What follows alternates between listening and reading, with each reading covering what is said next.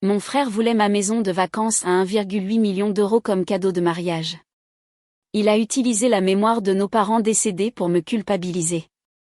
L'appel en larmes de sa fiancée a tout changé. Bonjour les amis, une seconde ?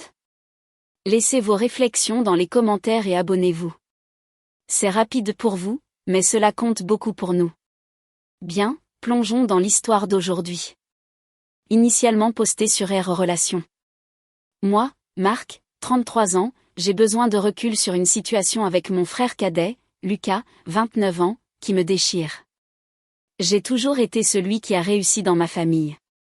J'ai obtenu un diplôme en informatique, j'ai décroché un emploi dans une start-up technologique qui est entrée en bourse, et j'ai fait des investissements judicieux. Lucas a pris un chemin différent, devenant enseignant, ce que je respecte immensément. Nous avons toujours été proches malgré nos choix de vie différents. Il y a 2 ans, j'ai acheté une maison de vacances sur la Côte d'Azur, près de Saint-Tropez. C'est ma fierté et ma joie, un modeste 3 pièces avec vue sur la mer que j'ai rénové moi-même les week-ends. Je la louais occasionnellement, mais je la garde principalement pour mon usage personnel. Ma petite amie, Chloé, 31 ans, et moi passons la plupart de nos week-ends là-bas, et c'est devenu notre sanctuaire. Lucas s'est fiancé il y a 6 mois avec sa petite amie, Sophie, 28 ans. J'étais ravie pour eux. Sophie est merveilleuse, et ils sont parfaits ensemble. Quand ils ont commencé à planifier le mariage, Lucas a mentionné vouloir un mariage au bord de la mer, mais était stressé par les coûts du lieu avec un salaire d'enseignant. J'ai immédiatement proposé d'aider avec les dépenses, pensant que je contribuerais peut-être 5 000 à 10 000 euros pour leur lieu de réception. La semaine dernière, Lucas m'a demandé de prendre un café. Il semblait nerveux, n'arrêtait pas de tripoter son téléphone. Finalement, il a dit, « Marc, tu sais à quel point la famille compte pour moi. » Sophie et moi avons parlé, et nous avons réalisé que le cadeau de mariage parfait de ta part serait la maison de vacances. J'ai failli m'étouffer avec mon café. « Tu veux y faire ton mariage ? » « Non, » a-t-il dit, me regardant droit dans les yeux. « Nous voulons que tu nous donnes la maison comme cadeau de mariage. » Je suis restée là, sidérée, pendant qu'il expliquait son raisonnement. Il a dit que je pouvais facilement m'offrir une autre maison de vacances, que cela signifierait tout pour eux de commencer leur mariage avec une réelle stabilité, que la famille devrait se soutenir mutuellement dans leurs rêves. Il a même mentionné que nos parents lui avaient apporté moins de soutien qu'à moi en grandissant parce que j'étais le plus intelligent et que cela rééquilibrerait les choses. Quand je n'ai pas immédiatement accepté, toute l'attitude de Lucas a changé. « Je suppose que je ne devrais pas être surpris », a-t-il dit froidement. « Tu as toujours été égoïste avec ton succès. Maman et papa disaient toujours que tu choisissais l'argent plutôt que la famille. Cela m'a frappé comme un coup physique. Nos parents sont décédés. Papa il y a 5 ans, maman il y a 3 ans. » Les invoqués semblaient manipulateurs, mais Lucas semblait sincèrement blessé. Il est parti après avoir dit qu'il espérait que je réfléchirais à ce qui comptait vraiment. Depuis, j'ai reçu des messages de divers membres de la famille.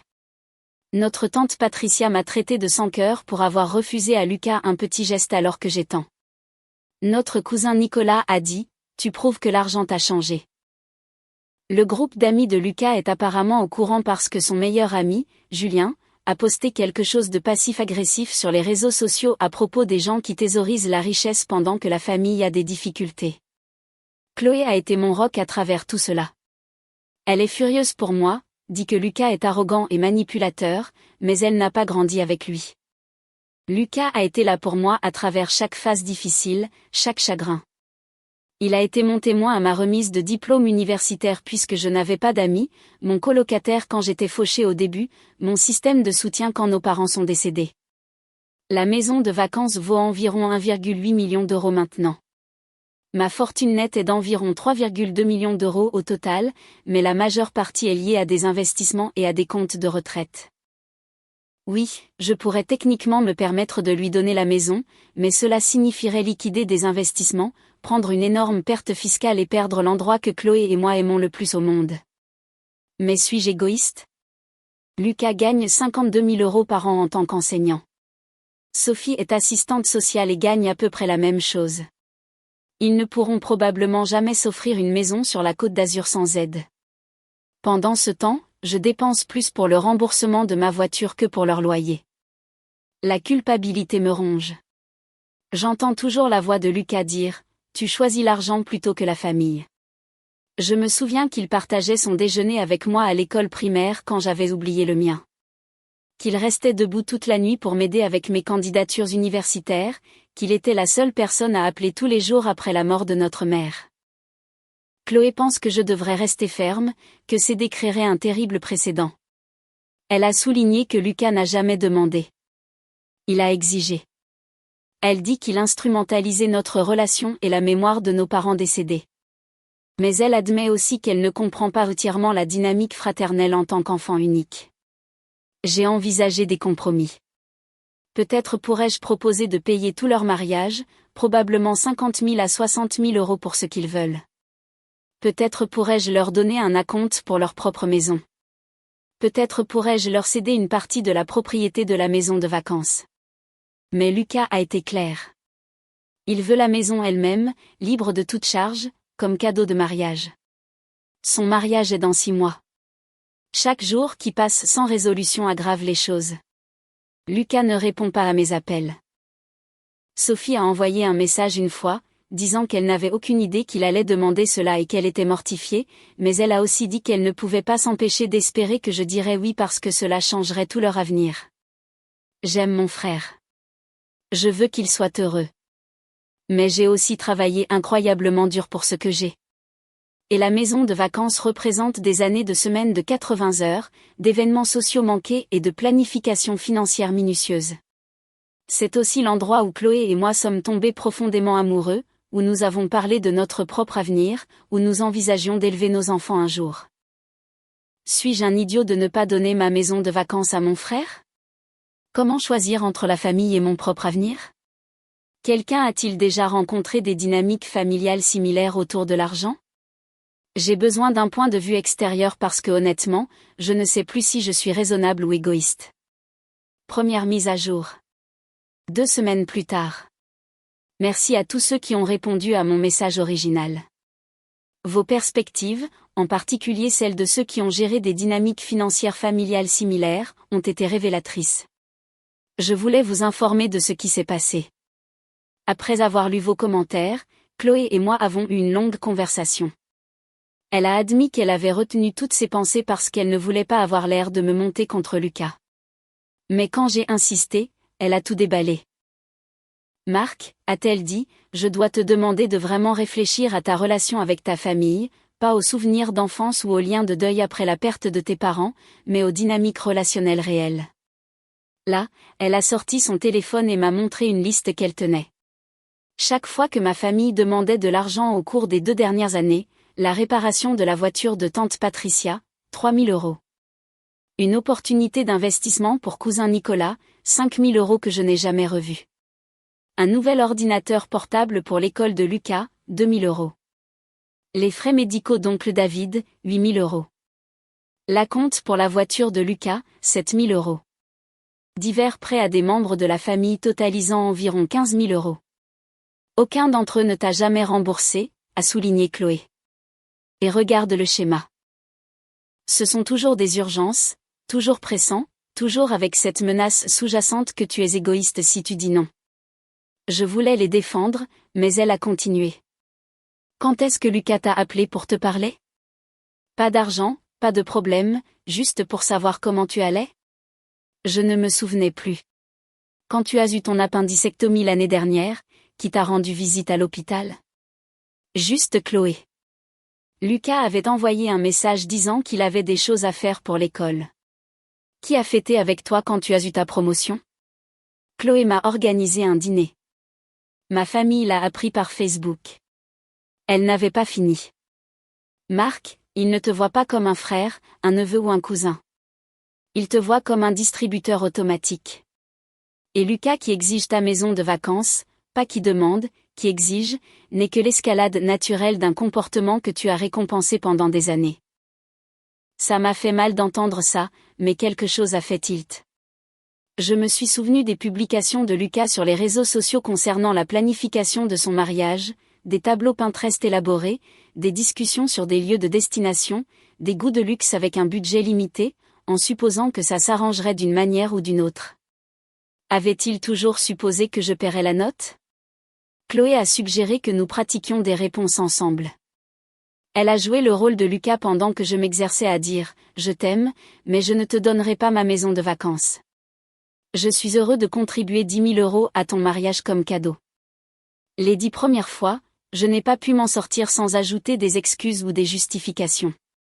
Chloé a souligné comment je me rabaissais inconsciemment, parlant plus vite, presque suppliant le pardon d'avoir des limites. « Tu n'es pas responsable de la situation financière de Lucas », a-t-elle dit fermement. « Tu n'es pas son parent. Tu n'es pas obligé de sacrifier ton propre avenir parce qu'il a choisi une carrière moins bien rémunérée. Et Marc, il a choisi sa carrière en connaissant le salaire. C'était sa décision et elle était valable, mais les conséquences sont aussi les siennes. Nous avons pratiqué pendant 2 heures. À la fin, je pouvais le dire clairement, « Je t'aime, Lucas, mais je ne te donnerai pas ma maison de vacances. » J'ai appelé Lucas le lendemain. Il a répondu à la 3e sonnerie, sa voix froide. Enfin prêt à faire ce qu'il faut? J'ai utilisé mes mots répétés. Le silence s'est étiré si longtemps que j'ai cru qu'il avait raccroché. Je n'arrive pas à croire que Chloé t'ait monté contre ta propre famille, a-t-il finalement dit. Chloé m'a aidé à voir des schémas que j'étais trop proche pour reconnaître, ai-je répondu, fière que ma voix soit restée stable. C'est ma décision. Maman serait dégoûtée, a dit Lucas. Elle disait toujours que la famille passait avant tout. Elle aurait le cœur brisé que tu choisisses la propriété plutôt que ton propre frère. Cela m'a presque brisé. Mais je me suis souvenu des mots de Chloé. Tes parents sont partis, Marc. Lucas n'a pas le droit d'instrumentaliser leur mémoire pour te manipuler. Maman voudrait que nous soyons tous les 2 heureux, ai-je dit prudemment. J'offre 10 000 € pour ton mariage. C'est un cadeau généreux qui honore notre relation sans détruire mon propre avenir. Lucas a ri amèrement. 10 000 €? C'est ce que tu penses que notre relation vaut? C'est de la petite monnaie pour toi. C'est un cadeau important, Lucas. C'est ce que je suis à l'aise de donner. Tu vas vraiment laisser Chloé te contrôler comme ça? Elle te monte contre ton propre sang. Je vais raccrocher maintenant, ai-je dit. Je t'aime. Mon offre tient toujours. J'espère que tu reconsidéreras. J'ai raccroché au son de ses cris. L'explosion familiale a été immédiate. Tante Patricia m'a traité de déshonneur pour la mémoire de mes parents. Cousin Nicolas a dit que j'étais perdu à l'avidité.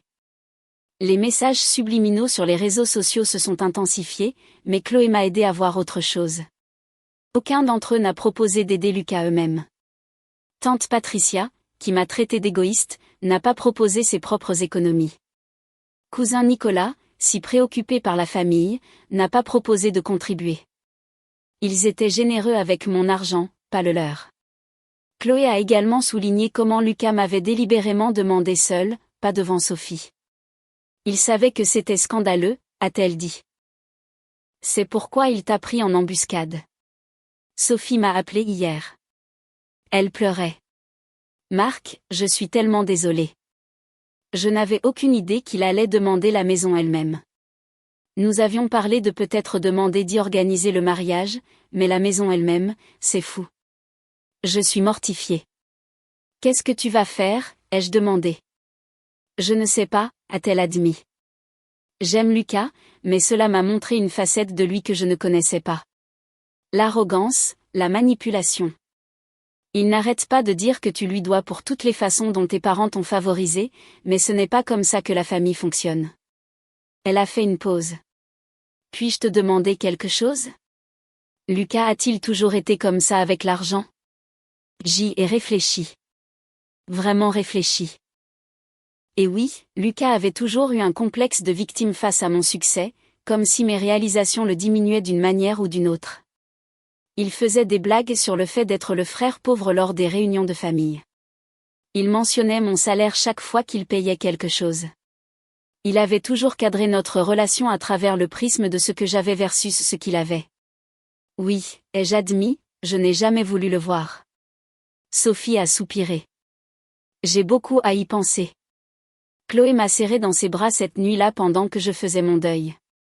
Pas seulement pour la situation actuelle, mais pour le frère que je pensais avoir, celui qui m'aimait pour ce que j'étais, pas pour ce que je pouvais fournir. Tu fais ce qu'il faut, a-t-elle murmuré. Ça fait mal maintenant, mais établir des limites est le seul moyen d'avoir des relations saines. Soit Lucas apprendra à les respecter, soit il te montrera qui il est vraiment. Dans les deux cas, tu sauras. Deuxième mise à jour. 6 semaines plus tard. Les 6 dernières semaines ont été une leçon magistrale sur la dynamique familiale et la croissance personnelle. Après ma conversation avec Sophie, les choses ont empiré avant de s'améliorer. Lucas a explosé. Il a envoyé un email à toute la famille détaillant chaque affront perçu de notre enfance. Comment nos parents avaient payé ma préparation au bac, mais pas la sienne. Comment j'avais eu une voiture pour mon diplôme, une vieille Clio de 15 ans, alors qu'il avait eu une montre. Comment notre père avait passé plus de temps à mes exposés scientifiques qu'à ses matchs de football. Des années de ressentiment se sont déversées dans un manifeste de 3000 mots qui me dépeignaient comme l'enfant prodige qui refusait maintenant de partager ses avantages volés. Plusieurs membres de la famille me l'ont fait suivre avec leurs propres commentaires. Tante Patricia a ajouté, Lucas a raison. Tu as toujours été le préféré. Oncle David a dit, peut-être que maintenant tu comprendras comment Lucas a souffert. Mais voici ce qui a tout changé. Les parents de Chloé, Robert et Catherine, nous ont invités à dîner. Ils avaient observé tout cela de loin. Et Catherine, thérapeute familiale à la retraite, a offert une perspective qui a bouleversé ma vision du monde. Marc, a dit Catherine doucement, tu as affaire à des schémas multigénérationnels ici. Tes parents, que leurs âmes reposent en paix, t'ont probablement favorisé d'une certaine manière. Pas malicieusement, mais parce que tu étais plus facile. Tu avais de bonnes notes. Tu ne te mettais pas dans le pétrin. Tu suivais le chemin qu'il comprenait. Lucas avait plus de difficultés. Il avait besoin d'un soutien différent qu'il ne savait pas comment lui apporter. Robert, conseiller financier à la retraite, a ajouté, mais voici ce que Lucas ne comprend pas. Ton succès ne vient pas seulement de ses avantages. Tu as travaillé 18 heures par jour. Tu as pris des risques. Tu as vécu de nouilles instantanées pendant 2 ans pour économiser de l'argent. Tu as gagné ce que tu as. Catherine a continué, la douleur de Lucas est réelle. Ses sentiments d'insuffisance sont valides, mais sa réponse, exiger que tu arranges sa vie en lui donnant 1,8 million d'euros de propriété. Ce n'est pas de la guérison. C'est perpétuer le dysfonctionnement. Ils m'ont aidé à voir que j'avais alimenté le récit de victime de Lucas en essayant constamment de compenser les inégalités perçues. Chaque fois que je lui donnais de l'argent, j'étais inconsciemment d'accord que je lui devais quelque chose, que mon succès lui avait été d'une manière ou d'une autre volé. La chose la plus gentille que tu puisses faire pour Lucas, a dit Catherine, est d'arrêter d'alimenter son récit selon lequel il est impuissant.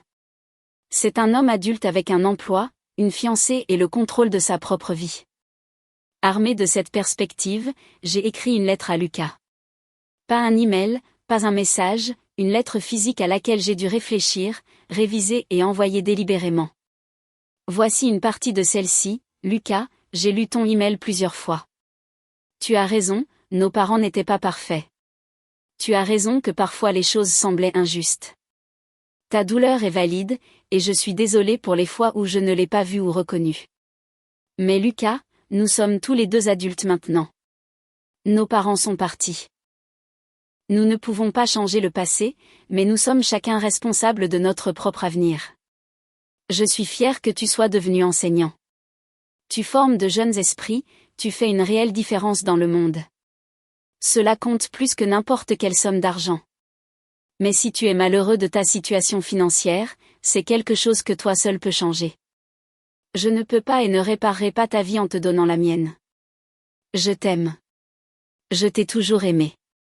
Mais l'amour ne signifie pas que je dois sacrifier tout ce que j'ai construit. Cela ne signifie pas que je dois prouver mon affection par des cadeaux financiers de plus en plus importants. Mon offre tient toujours, 10 000 euros pour ton mariage comme cadeau pour célébrer votre union. Si tu peux accepter cela avec grâce, j'aimerais être là pour te soutenir. Si tu ne peux pas, je comprendrai. Mais je ne me laisserai pas manipuler ou culpabiliser pour donner plus. Tu es mon frère. Cela ne changera jamais. Mais la dynamique où tu me vois comme une ressource plutôt que comme une personne, cela doit changer. Avec amour, Marc. Lucas ne m'a pas répondu directement, mais Sophie a appelé.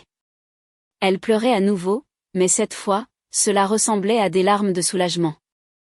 Marc, ta lettre. Lucas avait besoin d'entendre ça. Il s'est complètement effondré. Pour la première fois, il parle de ses vrais sentiments au lieu de sa seule colère. Il portait tellement de douleur à propos de tes parents, à propos de se sentir inférieur, à propos d'avoir choisi l'enseignement malgré qu'il savait que cela impliquerait des difficultés financières. Elle a fait une pause. Nous avons décidé de reporter le mariage. Mon cœur s'est serré. Sophie, non, ce n'est pas ce que je voulais. Non, écoute. L'a-t-elle interrompu. C'est une bonne chose. Nous devons travailler le dessus. Lucas a besoin de travailler le dessus. Nous faisons une thérapie de couple et il fait une thérapie individuelle. Le mariage était devenu ce symbole de vouloir prouver quelque chose, de montrer à tout le monde qu'il avait réussi. Ce n'est pas ce que le mariage devrait être. Au cours des semaines suivantes, d'autres choses ont changé. Chloé et moi nous sommes encore plus rapprochés à travers cette épreuve. Elle m'a montré une force, une sagesse et une compassion que je n'avais pas pleinement appréciées auparavant. Nous avons commencé à parler plus sérieusement de notre propre avenir, du mariage, des enfants, de la vie que nous voulions construire ensemble. Certaines relations familiales se sont dissoutes. Tante Patricia et moi ne nous parlons plus après qu'elle m'ait envoyé un message particulièrement méchant disant que je crachais sur les tombes de mes parents. Cousin Nicolas n'envoie de messages que quand il a besoin de quelque chose, ce que je décline poliment maintenant. Mais d'autres m'ont surpris. Oncle David a appelé pour s'excuser. Marc, j'ai réfléchi. Nous vous avons tous traités comme une banque, n'est-ce pas? Ce n'est pas juste. Tu es un bon neveu et tu mérites mieux de notre part. Quelques amis de Lucas m'ont contacté en privé pour dire qu'ils trouvaient sa demande scandaleuse et qu'ils étaient désolés pour la pression des réseaux sociaux.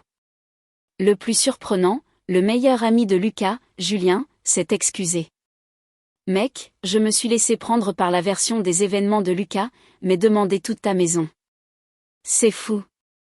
J'aurais dû être un meilleur ami et lui dire que c'était insensé. Dernière mise à jour. 4 mois plus tard. J'écris cette dernière mise à jour depuis ma maison de vacances où je suis assis sur la terrasse en regardant le coucher de soleil avec Chloé, ma fiancée, depuis 3 jours. Mais je m'avance un peu.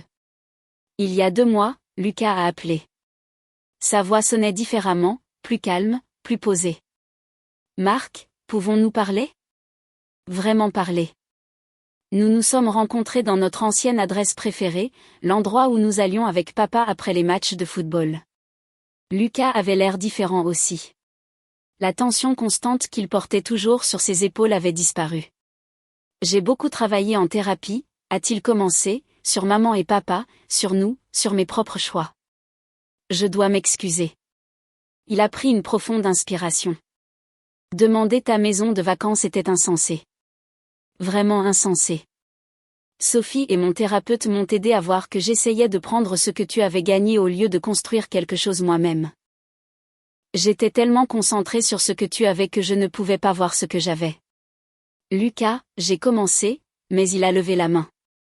S'il te plaît, laisse-moi finir. Je t'en veux depuis que nous sommes enfants. Ce n'est pas ta faute. Tu étais juste toi.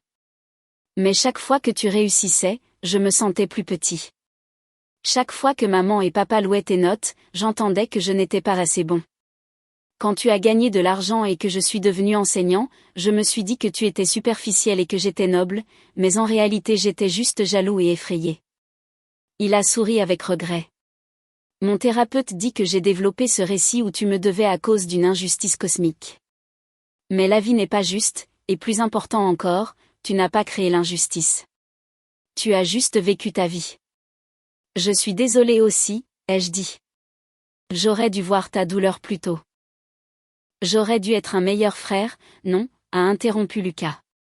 Tu vois, c'est ça le truc. Tu étais un bon frère. Tu as aidé quand j'ai demandé. Tu as célébré mes succès. Tu étais là quand j'avais besoin de toi. Le problème était que je ne te voyais que pour ce que tu pouvais me donner, pas pour qui tu étais. Nous avons parlé pendant 3 heures de nos parents, de notre enfance, de nos peurs et de nos rêves. Pour la première fois depuis des années, j'ai eu l'impression de parler à mon vrai frère, pas à l'étranger rancunier qu'il était devenu. Sophie et moi avons fixé une nouvelle date de mariage, a-t-il dit finalement. Dans 6 mois. Une petite cérémonie, peut-être 30 personnes. Nous payons nous-mêmes. Nous avons tous les deux pris des seconds emplois. Du tutorat pour moi, de la rédaction de demandes de subventions en freelance pour elle. Ce sera simple, mais ce sera le nôtre. J'aimerais quand même te donner les 10 000, j'ai commencé. Lucas a secoué la tête. J'apprécie, mais non. Je dois faire ça moi-même. Je dois me prouver que je peux construire quelque chose sans ton aide. Pas pour te faire du mal, mais pour me guérir. J'ai compris. Nous nous sommes serrés dans les bras sur le parking, et cela ressemblait à un nouveau câlin avec mon frère. Le mariage a eu lieu le week-end dernier. C'était magnifique, une petite cérémonie dans un club de plage loué à environ 1 heure de chez moi. Lucas nous avait invités, Chloé et moi, et quand il nous a vus arriver, son visage s'est illuminé d'une joie authentique, sans calcul ni ressentiment. La cérémonie était simple, mais parfaite. Lucas avait écrit ses propres vœux, et une partie m'a profondément touchée. Sophie, tu m'as appris que l'amour ne se mesure pas à ce que quelqu'un peut te donner, mais à qui il est. Tu m'as aidé à voir que construire quelque chose ensemble est mieux que de recevoir quelque chose seul. À la réception, Lucas m'a pris à part. Marc, je veux que tu saches que te voir ici signifie tout. Pas ton argent, pas tes relations, juste toi et Chloé qui êtes là pour célébrer avec nous. Plus tard dans la soirée, après que les toasts et la danse aient commencé, Lucas a tapé sur son verre pour attirer l'attention. Je veux dire quelque chose, a-t-il annoncé. Mon frère Marc est ici ce soir, et je dois m'excuser publiquement. Il y a 1 an, j'ai fait quelque chose d'horrible. J'ai laissé mon insécurité et mon arrogance empoisonner notre relation. J'ai exigé quelque chose que je n'avais aucun droit d'exiger, et quand il a légitimement dit non, j'ai essayé de le manipuler. La pièce était silencieuse. Sophie lui a pris la main, hochant la tête pour l'encourager. Marc, a continué Lucas, me regardant droit dans les yeux. Tu as toujours été un bon frère. Je ne pouvais simplement pas le voir parce que j'étais trop concentrée sur la comparaison de nos vies au lieu de vivre la mienne. Je suis désolée, et je te suis reconnaissant d'être ici malgré tout. Il n'y avait pas un œil sec dans la pièce. Je me suis levée et je l'ai serré dans mes bras et tout le monde a applaudi. Plus tard pendant la réception, Lucas a trouvé Chloé et moi sur la plage. J'ai quelque chose pour vous, a-t-il dit, sortant une enveloppe. Ce n'est pas de l'argent, a-t-il ajouté rapidement, voyant mon expression. À l'intérieur se trouvait une lettre. Elle disait, ce certificat donne droit à Marc et Chloé à ma bénédiction complète et à mon soutien enthousiaste pour leur avenir ensemble. Je vois comment vous vous regardez, comment vous avez traversé cette tempête ensemble. Chloé, tu as aidé mon frère à trouver sa colonne vertébrale. Marc, tu as trouvé quelqu'un qui voit ta valeur au-delà de ton portefeuille. Quand vous serez prêt, je serai honoré de faire partie de votre mariage en tant qu'invité, témoin, ou simplement le gars qui applaudit le plus fort. Ton vrai frère, Lucas. Chloé pleurait. J'étais à 2 doigts de le faire. Lucas a souri. J'ai peut-être remarqué cette boîte à bagues dans ta poche de veste plus tôt, frérot. Ne t'inquiète pas. Je n'ai rien dit à personne. Il y a 3 jours, j'ai demandé Chloé en mariage dans notre maison de vacances. Celle que Lucas avait exigée. Celle qui avait presque déchiré notre famille mais qui, finalement, a aidé à la reconstruire plus forte. Elle a dit oui immédiatement. Tu sais ce que j'aime le plus dans cet endroit maintenant ? A-t-elle dit après que je lui ai glissé la bague au doigt. Ce n'est plus seulement notre sanctuaire. C'est devenu un symbole de limite, de choisir le bon chemin même quand c'est difficile, d'un amour qui nous aide à grandir mutuellement. Lucas a été la première personne que nous avons appelée. Son enthousiasme était sincère, ses félicitations venaient du cœur. Puis-je aider à planifier quelque chose ? A-t-il demandé. Je viens d'apprendre beaucoup de choses sur les mariages à petit budget et Sophie a trouvé cette fleuriste incroyable qui, c'est mon frère. Mon vrai frère. Pas parfait, pas sans ses difficultés, mais authentique et en pleine évolution. Certains membres de la famille sont toujours éloignés. Tante Patricia a envoyé une carte pour le mariage de Lucas, mais n'y a pas assisté. Cousin Nicolas a entièrement disparu, mais les relations qui ont survécu sont plus fortes pour avoir été testées. Lucas et Sophie prévoient d'acheter un petit appartement dans 2 ans. Ils ont un tableau, un plan d'épargne et des objectifs réalistes. Ils enseignent toujours. Elles continuent le travail social, et ils construisent leur vie brique par brique. Chloé et moi planifions un mariage pour l'année prochaine. Lucas sera témoin, mon idée, pas sa demande. Sophie sera demoiselle d'honneur. Nous avons déjà convenu des limites concernant la planification et les paiements, et tout le monde est à l'aise avec cela. La maison de vacances reste la nôtre, mais maintenant ce n'est pas seulement un symbole de mon succès ou un point de discorde familial. C'est là que Chloé et moi nous sommes fiancés. C'est là que nous amènerons nos futurs enfants. C'est là que Lucas et Sophie viendront en tant qu'invités qui sont les bienvenus parce qu'ils sont la famille, pas parce qu'ils attendent quelque chose. Rétrospectivement, la demande de Lucas pour la maison de vacances a été le catalyseur d'un changement nécessaire. Cela m'a forcé à confronter mon comportement de complaisance, a aidé Lucas à confronter son arrogance et son ressentiment, et a finalement conduit à des relations plus saines partout. Parfois, le meilleur cadeau que l'on puisse faire à quelqu'un n'est pas ce qu'il demande, mais la limite qui l'aide à grandir. Lucas pensait avoir besoin de ma maison de vacances pour commencer sa vie. Ce dont il avait réellement besoin, c'était de découvrir qu'il pouvait construire sa propre vie sans elle. Et moi, je pensais qu'être un bon frère signifiait dire oui à tout. J'ai appris qu'être un bon frère signifie parfois dire non avec amour, maintenir des limites avec compassion et permettre aux personnes que l'on aime de découvrir leur propre force. Chloé vient de m'apporter un café sur la terrasse.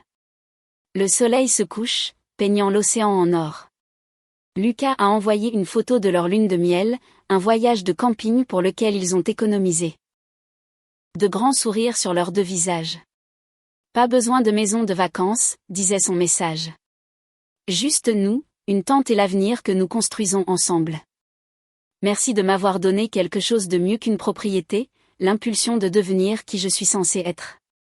J'ai montré le message à Chloé. Elle m'a embrassée et a dit, tu sais quoi ?